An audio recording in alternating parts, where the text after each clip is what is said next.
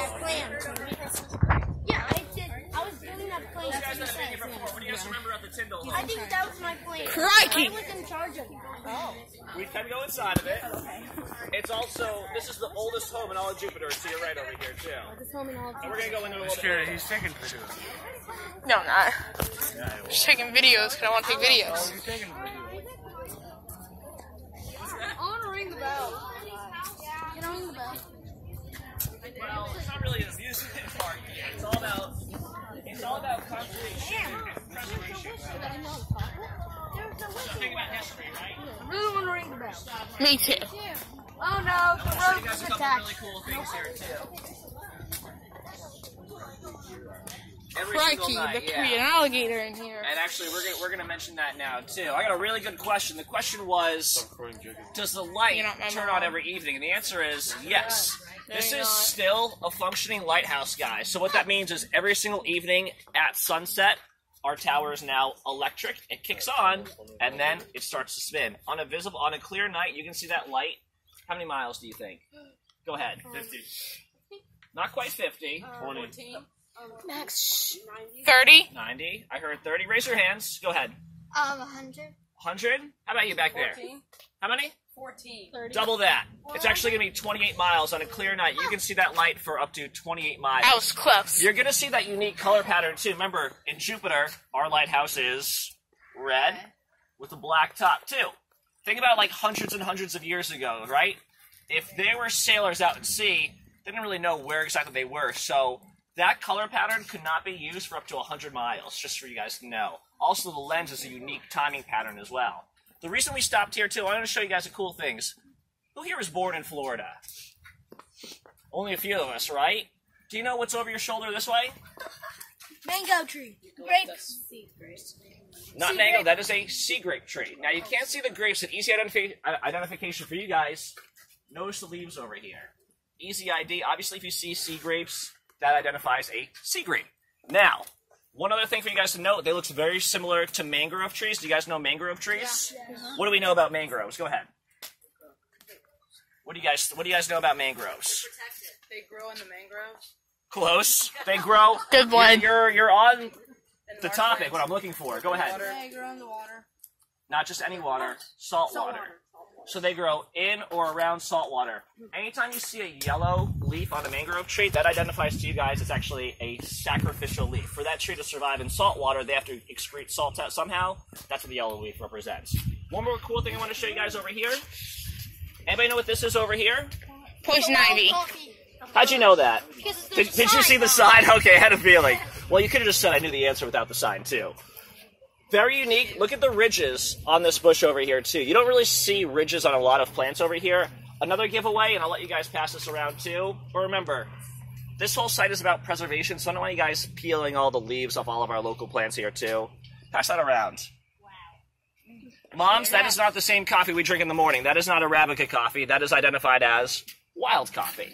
So easy identification for you guys over there. Again, I don't want you guys to pull the plants off over here, but I want you guys to feel this necklace spot over here. Go ahead and feel that. What's it feel like to you guys? Don't pull it. What's it feel like? Soft. It's soft? It has hairs. It's fuzzy. It has hairs? Yeah. It does. And do you guys know where the name comes from? Look right over here. It kind of looks like a necklace, right? Evan, what's your name? Kelly, very nice to meet you, Kelly. This is a yellow necklace. Yeah. Good job. So you guys can feel that. Just make sure we don't pull it, okay? So now you guys know what a sea grape is. Wild coffee. Are you going to record the whole time? All right, let's boogie. I want to show you guys one other really. It's gonna be an hour-long video. All right. At least, probably. Let's stop right here. And you can look at the side. This over here, guys. It's blackberries. Close. They're beauty berries. Beauty berries. This is identified as a beauty berry. They're killers. All right. Now, could you eat them theoretically? Yes. What would the ancient Native Americans use with these guys? They would actually make dyes and kind of preserves out of this too for clothing, right? The most important function of this, because remember, the Native Americans would use everything on our lands here, which is really special. The leaf. Guys, the leaf would actually be grounded down and turned into any ideas? Not paint. Go ahead. Face mask. You guys ever get mosquito bites in the summer? Oh, This protection. is actually mosquito repellent if done right. Pretty cool, right? I need Yes. that. Can I go home and eat those? No, you can't. They'll Now, kill you. if it was the end of the world, maybe you could eat them, but I definitely do not recommend eating those. Would it poison you? Nothing, but it's not in your best interest, you know? No, we can still eat it. No. Yes. Huh? Yeah, from a channel. And I do have a YouTube channel.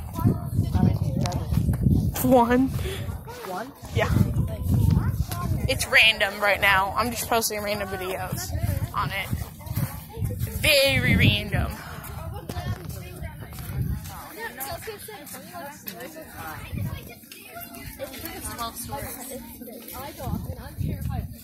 How many feet is that? How many meters is 3 stories? How many feet is 4 stories? I did. Raspberries. Teach me?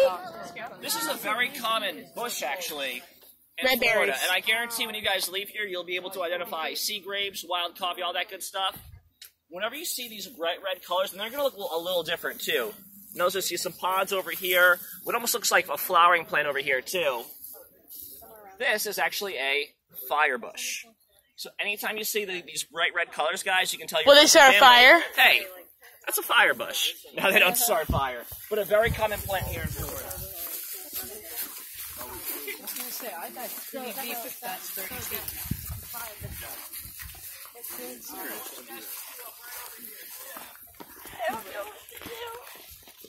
What's really cool, the next time you guys here, come here, this area just to our right, that'll be accessible to you guys. What we did, we operate through the Department of the Interior, through the U.S. government. So the Bureau of Land Management really maintains a lot of the grounds here. One of the reasons I was really excited to join the team, especially Mrs. Green probably knows this. I love plants and animals, so we're really proud that we can represent a lot of native species here. Guys, come on over here. I think you guys should know the answer to this. Do you guys know what a native species is? Yes, sir. All right, well, who here was born in Florida? Do you cause any damage to the local environment? No.